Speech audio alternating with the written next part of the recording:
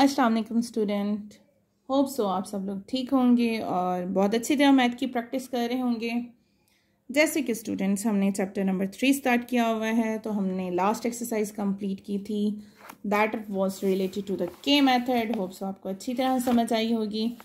आज हम चलते हैं अपनी next exercise, that is last exercise of chapter number 3 है हमारे पास एक्सरसाइज 3.7।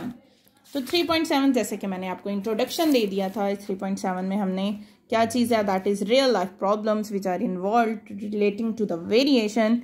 तो फर्स्ट क्वेश्चन देखो, the surface area of a cube varies directly as the square of length of an edge and area हमारे पास 27 स्क्वायर यूनिट गिवन है when l is equal to 3 unit. अब same वैसे ही हमने find कर देना है। अब देखो a is directly proportional to l square. अब क्यूब को आपने कंफ्यूज नहीं होना, क्यूब हमें एक ऑब्जेक्ट दिया गया है तो हमने उसका सरफेस एरिया फाइंड कर रहे हैं, जिसका सरफेस एरिया जो है डायरेक्टली प्रोपोर्शनल है स्क्वायर ऑफ लेंथ के। तो इक्वेशन क्या बनेगी, a is equal to k l square, हमारे पास a 27 l is equal to 3, तो हम क्या कहेंगे k is equal to a by l square. सबसे पहले के की वैल्यू फाइंड कर ली, सेम वैसे जैसे हमने प्रीवियसली किया था। एक्सरसाइज 3.5 थी हमारे पास, 3.6 थी, 3.5 और 3.3 में, जिसमें हमने वेरिएशन को डिस्कस किया था। सेम वैसे हमने इनकी वैल्यूज फाइंड कर लेनी है। अब यहाँ पे देखो ए फाइंड करना था तो एल 4 यूनिट है, तो ए क्या हो जाएगा के एल स्क्वायर, वैल्यू पुट करेंगे ए का आंसर आ गया।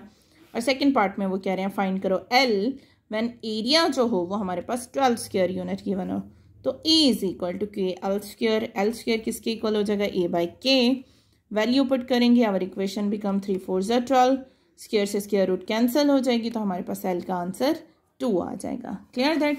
अच्छा, मैंने कहा था कि बहुत इजी है, तो जस्ट मैं I am giving you a hint of this exercise as well.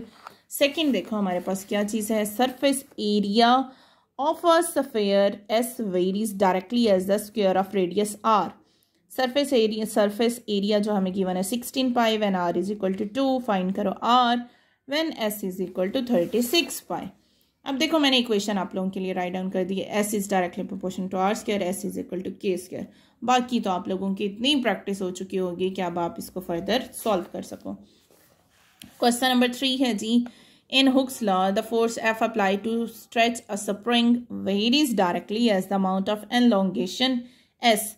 यानी अगर याद हो तो 9th में आप लोगों ने फिजिक्स में भी किया होगा हुक्स लॉ, जिसमें force is directly proportional to amount of elongation S, जिसे हम कह रहे हैं, एंड फोर्स इतनी है तो s is equal to 1.6। Same f is equal to क्या बन जाएगी equation 2 much simple, that is k s. और फर्दर हमने सबसे पहले के की वैल्यू फाइंड कर लेंगे, वैल्यूज जो गिवन है उनको पुट करके, उसके बाद वो कह रहे हैं एस को फाइंड कर लो और फिर एफ को फाइंड कर लो। ठीक है, क्वेश्चन नंबर 4 हमें कह रहे हैं जी, intensity of light from a given source varies inversely as the square of distance from it. तो हम हमने क्या किया, intensity is inversely proportional to 1/d square. बाकी वैल्यू पुट कर देनी है, प्रोपोर्शनैलिटी साइन रिमूव कर देंगे तो प्रोपोर्शनैलिटी साइन रिमूव कर देने से क्या आ जाएगा, I is equal to k/d square. Question number 5 है जी, आगे वैल्यू पुट करके आपने सॉल्व कर लेना है। Question number 5, the pressure P in a body of fluid varies directly as the depth D। P is directly proportional to depth D, P is equal to kd। ठीक है, आगे value solve करते जाओ और answer find करते जाओ। Question number 6, they are saying that labour cost C varies jointly. अब इसमें देखो जॉइंट वेरिएशन क्या आ गया जी, question C varies jointly as the number of worker and the average number of days। तो C is directly proportional to ND, K and D आ जाएगा, proportionality sign remove करेंगे तो। Move towards question number 7, they are saying that the supporting load C of a pillar vary कर रहा है जी 4th power of its diameter। तो diameter की 4th power से directly proportional हो गया, और वो कह रहे हैं and inversely as the square of its length, और length के inversely proportional हो गया। प्रोपोर्शनैलिटी साइन रिमूव करेंगे, के कांस्टेंट आ जाएगा d4/l स्क्वायर।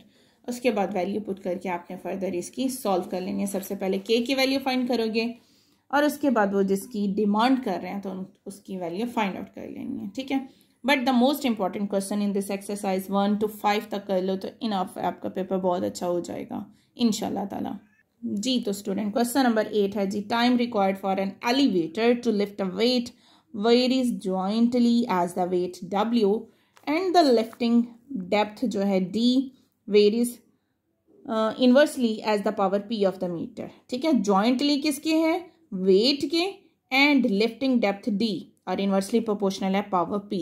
इक्वेशन अगर हमें समझ आता है ना क्वेश्चन की लॉजिक, तो फिर हमारे लिए बहुत ईजी हो जाता है फर्दर उसको सॉल्व करना। प्रोपोर्शनैलिटी साइन रिमूव करेंगे, के कांस्टेंट आ जाएगा, टी इज इक्वल टू के डब्ल्यू टी ओवर पी हो गया। उसके बाद फर्दर के की वैल्यू फाइंड आउट करके हमने सॉल्व कर लेना है, ठीक है। उसके बाद आ जाता है हमारा last question, question number 9। Kinetic energy of the body varies jointly as the mass m and jointly and the square of the velocity v। तो k is equal to proportionality sign remove करेंगे, हमारे पास constant आ जाएगा के M we square. सबसे पहले के की value find out कर लेंगे रीअरेंज करने के बाद, और उसके बाद जो डिमांड है, जो रिक्वायरमेंट है, either they are asking kinetic energy, mass और वेलोसिटी, तो हमने उसकी वैल्यू फाइंड आउट कर लेनी है, ठीक है। बहुत अच्छी तरह इसकी प्रैक्टिस कीजिएगा। कोई चीज़ ना समझ आए, you may ask a question through comment box. मिलते हैं इंशाल्लाह अपनी नेक्स्ट वीडियो में। हमने इसकी मिसलिनियस एक्सरसाइज सॉल्व करेंगे इंशाल्लाह ताला उस वीडियो में। डेफिनेशन इसकी प्रिपेयर कर लेनी है। Don't forget to like and subscribe my channel. थोड़ी थोड़ी सी एफर्ट्स बहुत आपकी मैटर करती है किसी के लिए। अपना बहुत सा ख्याल रखिएगा। अल्लाह हाफिज़।